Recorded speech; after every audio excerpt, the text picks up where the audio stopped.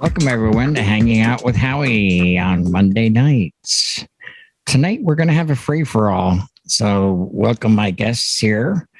We have Travis from Elite Entertainment. Bill Marsh is here. And John Cawley from Boston. All right. So guys, I don't know about you, but I don't want to work. I just want to bang on the drum all day. It's Labor Day. Nobody wants to work. Right. So what's going on with you guys? Oh, a whole lot of nothing today, actually. I cooked some stir fry on the Blackstone. And other than that, we just kind of chilled at the house. Ooh, the Blackstone. A lot of people are going for that lately. No, it's awesome. It's a pain in the butt to clean, but they're great. Yeah. How about you, John? What are you up to? Oh, it started off as a day off. I was like, you know what? If I get this bonus time, I think I'm going to dig in and start getting my wedding for the 19th prepared and start putting my music together. So early this afternoon, I dug in. It's going to be like a 2010 to 2019 kind of pop hit, light on the country. So I says I should start working on that instead of scrambling at the last minute. So that's been my day up until we got in here. Yeah, that's pretty much what I was doing today with the music. I reanalyzed my entire library and put it onto my master solid state drive and then copied it over to my 4 backups and both laptops and all the cue points, the whole 9 yards. So yeah. It's done, or it should be several days until it says this is complete. No, it's well, we both have the same drive, the 3.2, so it's blazing fast. We did a terabyte in an hour and 20 minutes. So that was pretty cool. Yeah, and the analyzing, well, it's Serato, so it just goes at its own pace, and that took I think about 6 hours, but once I had it done, then I was able to transfer it to all the other devices. So that was that and some top secret projects that I'm working on. And how about you, Bill? Did you have a day off, or I saw you worked today? I had a kind of work day. I had to play Farm Boy this morning and go get a load of hay at a hay auction, and then come home and play DJ Businessman, and ended up meeting a client to get a deposit contract and email the client because their wedding is 11 days away and I have no information from them except when and where. That seems to be a trend lately, the last minute bookings. Yeah, well, I mean, they booked me in June, but they haven't communicated with me at all since the meeting. This is somebody who actually used to work in a wedding venue that I DJ'd a lot in the past. So I think she trusts me far too much to think that I can read her mind, I guess. Are they a reschedule from last year? No. See, I've been dealing with a lot of what you're talking about, though, but mostly with reschedules. I think they're so burnt out with the planning process and rescheduling from last year that they just don't want to get the music selections to you. There was one, they didn't get me their music to the day of the wedding. Yeah. And I had no internet access at the particular venue. And I was like, hey, there's 2 songs I don't have, and I have no way of getting them at this point. So we're going to have to pick something else. So it was the cake cutting and the garter toss. So it wasn't huge events. It wasn't like the first dance or the father-daughter or something like that. But I've noticed it's been becoming a huge trend with a lot of the reschedules from last year. They're just not wanting to finish out the planning process. Yeah. My 2 events coming up, they're not weddings, but they just told me, we trust you. Just play whatever you want. And I'm like, all right, that's my kind of event. I can't go wrong there. Welcome, Deb. Please turn on your mic. We haven't had you on the show yet. You have a day off. Party time. Yeah. Reality time. Back to work tomorrow. But you have today. Yeah. So what kind of day did you have? Just working in the office, catching up on some music. Mm-hmm. getting ready, trying to update everything. Try 2 events at the end of, actually probably 3 end of this month. So. Oh, that seems to be a common thread here today. Everybody prepping for gigs coming up very shortly, actually, for all of us. So did you have, we were talking about how, you did a lot of last minute. Were these planned ahead of time for you? Yeah. Oh, you're lucky. Yeah. You're lucky. That's great. So I guess this is your first time on, because you usually work till midnights, but Deb is a superstar regular in the chill room when she's off of work at midnight or so. Tell them a little bit about yourself, Deb. Well, I've been a DJ 26 years. I also do photography. I'm many jack of trades, let's just say. You have a lot of skill. You do. Yeah. About 7 years ago, I retired from the school district after 22 years. Wow. Yeah. So, and just bartending, for that extra income. So that was kind of my lifesaver when I'm not DJing, helped out a lot. Well, especially through the lockdown. Yeah. Have that alternate source of income. That's great. So, what else do you guys want to talk about? Did you see I had a Darth Vader appearance at my wedding on Saturday? Oh, I did cool. I did. Now, what was that about? Was that planned? Yeah, I think I mentioned once before, the clients had originally booked for their officiant a guy named Steve Sansweet, who owns Rancho Obi-Wan out in the Napa area of California, which is one of the largest collections of Star Wars memorabilia. And they're members of what's called the 501st Regiment, which is, I didn't know this, but apparently not just a national, but international, like Star Wars volunteer association.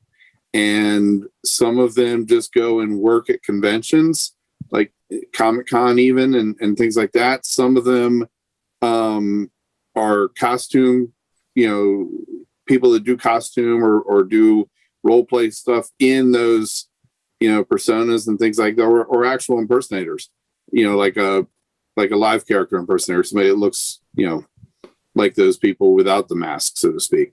And these were local Maryland 501st Regiment volunteers that played Darth Vader and Darth Vader's handler, which was kind of funny because Darth Vader's handler looked like a pro wrestler. I mean, this guy was huge compared to Darth Vader himself. Now, was this a surprise, or did you know? Yeah. Well, okay. I knew I was the only other person that knew besides the bride that he was walking her up the aisle. Oh, okay. Wow. So it wasn't a surprise to them, because remember how we like, no surprises. Yeah. But the bride knew, so it was a surprise to the guests then. It was a surprise to the groom, to the guest, the officiant, everybody, except me and the bride. Oh, cool. And even the music, she switched her music from. I hope she used the Imperial March. No, she used the Imperial March. She used the Throne Room. She used the music from the Throne Room at the end of A New Hope. Oh, which, okay. To me, is very wedding, ish sounding. I mean, it sounds like a regal, entrance type walk up song anyway. So, and the funny thing is timing wise, it's 1 minute and 47 seconds from the original. And it was they nailed it. She was at the altar as the, like the crescendo cutoff. It was perfect. So love it when the plan goes through. Was it well received though? Yes. Yeah. People were a little upset that he didn't stick around for photo ops. Oh, really? Yeah. The pictures I posted like I felt like an idiot because I didn't have my phone there when she was walking down the aisle with him. I'd forgotten to bring it, carry it with me to the ceremony area. So the pictures I posted were like of them coming back from the, at the end of the recessional.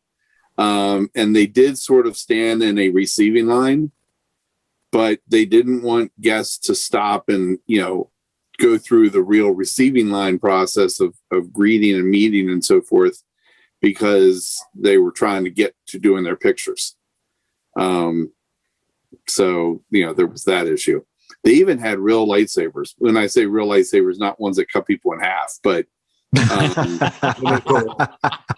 had the ones with they were the real handles or, grips for the original lightsabers from various characters, with a plastic tube that starts off clear, like perfectly clear. So if the sunlight's not hitting it, you don't really see it. But when they would turn it on, the clear goes clouded. It somehow generates some kind of fog in it, and then it lights up. Oh, awesome.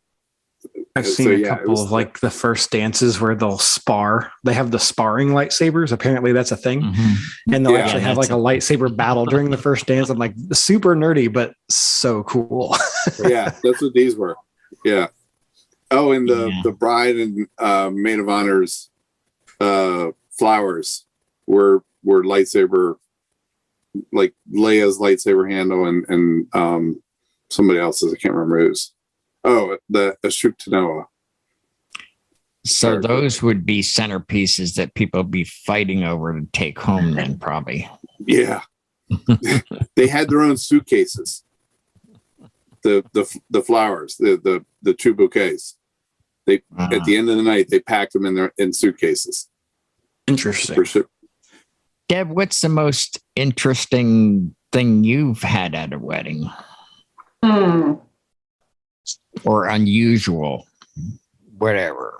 I don't know. It's hard to say.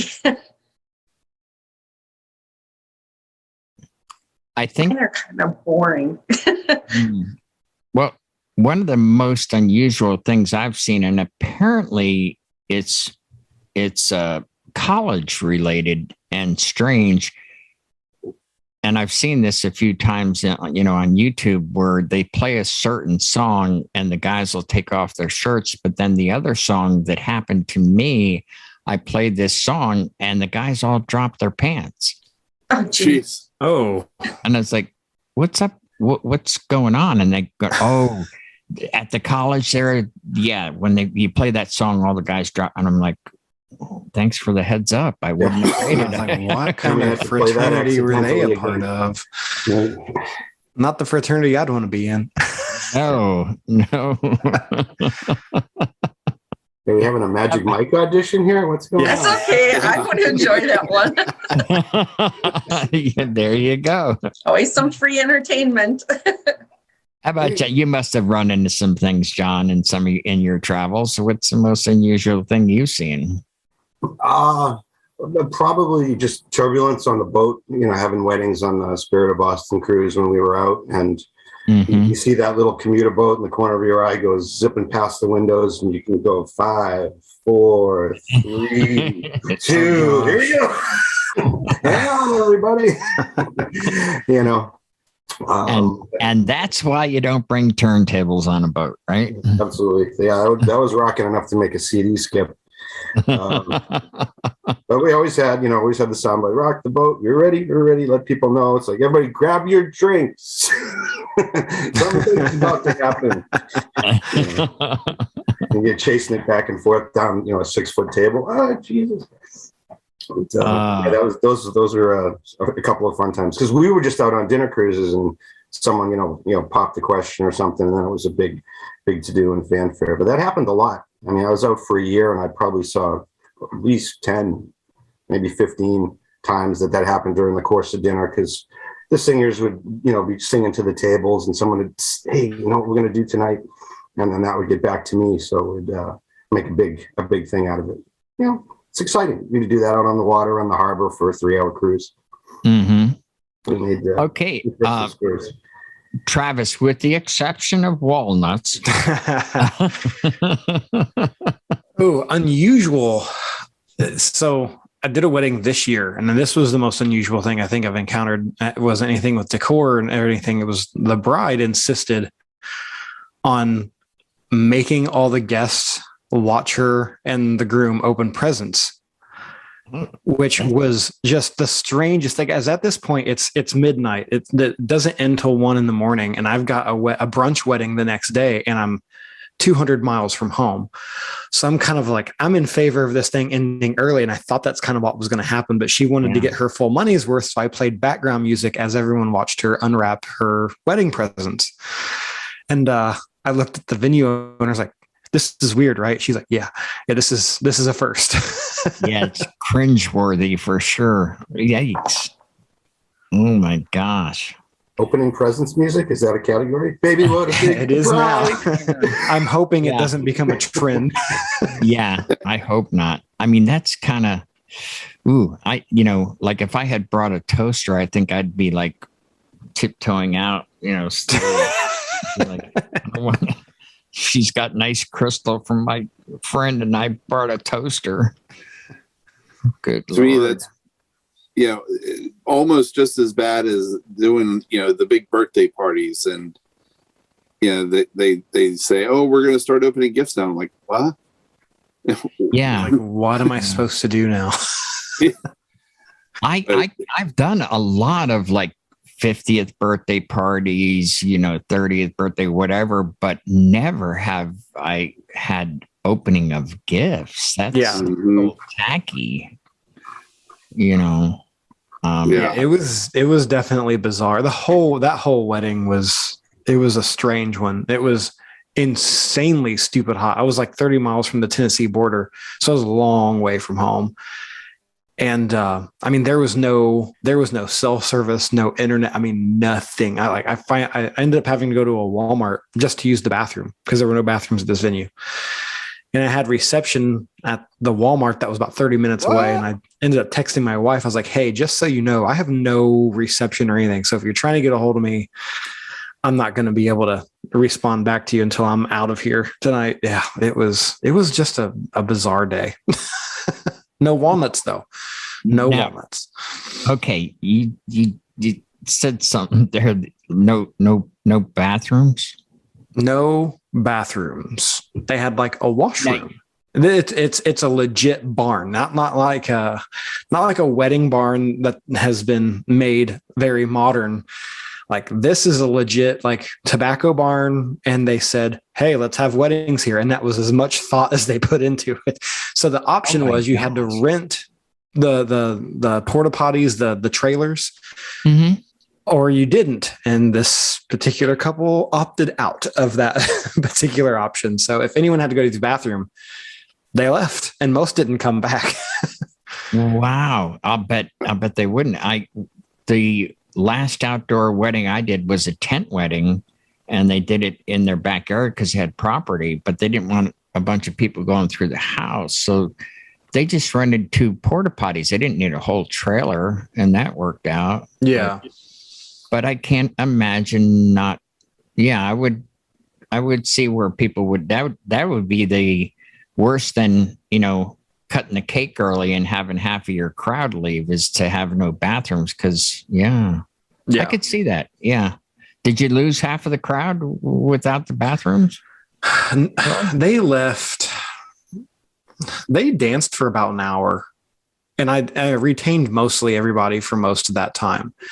But when the sun started going down and people had food in their system for an hour or two at that point and drinks, they're like, I got to take a pee. So it was either you go find a tree, which there were no shortage of at this particular venue. It was in the hills, or you went to the Walmart that was 30 miles down the street. And if you're going to go that far, most people, I think, just ended up saying, screw this. We're going home. About the ladies. Yeah, for sure. But man, I just can't imagine. So I guess that was the more bizarre part, I think. I think it's the one that took you all off a little bit more off guard than the opening the presents. Yeah, that's a first too. For me, I don't know. I mean, my first job was at a grocery store, and I was the janitor and got the shopping carts and the whole 9 yards. And I can remember like putting that little cone up and mopping, and there'd be people come up and, oh, I'm so sorry, but please, I need to get in now. Is it okay? Please, what are you going to do? Yeah. I mean, but without one, I just can't imagine. That's just so bizarre. But, and then there was the rat. So it's out in the middle of nowhere, and they're opening gifts, and I see something come in like the side door, and I'm like, oh, it must be like a possum or something. And upon closer inspection, I said, that's a rat. And I looked at the venue owner, I was like, hey, and none of the guests seen it. Thank God. It ended up running out one of the slats, because the slats in this barn were about that wide. You could just see through the walls. Tobacco barn, sure. And it ended up running out, but I was like, thank God none of the guests seen that, because I know the bride was freaked, because she was freaking out over a snake earlier that day. Oh boy. All right. So what's everybody up to tomorrow? Back to work or as usual? I know that for you, Deb, you're back to your 3 jobs probably, right? 3 jobs. Amazing lady. Yeah. Well, she helped you. You're very kind to help out your friend there with that hotel or motel or whatever it is. The hotel on Fridays. Yeah. Yeah. That's amazing. Well, it's a shortage all over the place. So. Yeah. Well, it ends. Today I think it ended. Yeah. So I'm not from around here, but I'm predicting that all of a sudden Amazon fulfillment centers around here are going to get applications for those jobs they've been advertising. Yeah, you think?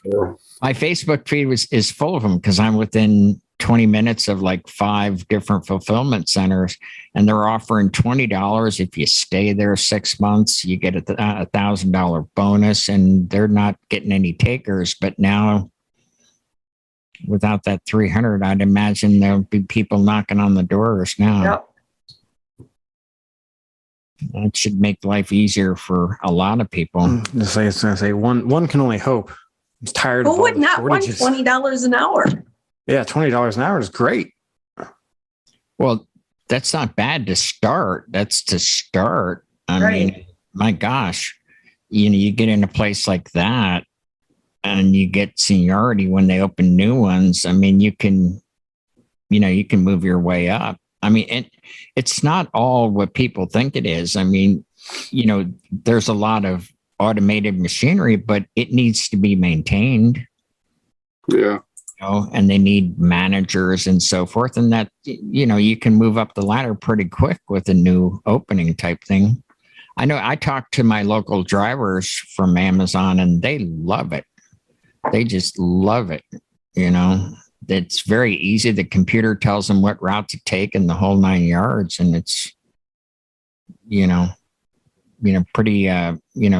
pretty nice job to just drive and get benefits and everything else. So, I hope it improves the economy so that we're back to work full time as well. Yep. All right. Longest anything 5 else? months ever. Anybody have anything else you want to add before we put a fork in it? I got a great gift idea. If you happen to be at one of Travis's wedding where they're going to open presents to the very end, and you happen to also be at Bill's wedding where it's a Star Wars theme, might I recommend that you get yourself a Darth Vader toaster? Oh, nice. See, that's one, Howie, that's one that you shouldn't back out the door, because that's pretty cool. I would want to stick around for a gift like that. I would have stuck around and said, yeah, I'm the one that gave that. That's right. Yeah. Do you use your mind to turn on the toaster? I think you're supposed to. I haven't quite worked that out yet, but it does say, may the force be with you on your slice of bread when it comes out. See, that's a single guy. Cool. I suddenly want this toaster. Because if you had a wife, she would have not allowed that. Yeah. Oh, that is great. During the married years, she's like, yeah, that's staying in the box. But you have a toaster that makes it normal. But does that toaster come with a light setting and a dark setting, or just a dark setting? Pretty sure it's just dark. Yeah. The dark side. As long as you like your toast on the dark side, you're all right. Oh, that's great. For sure. Well, hey, from the 5-0 regiment here, may the force be with you and see you next week. Bye, everybody.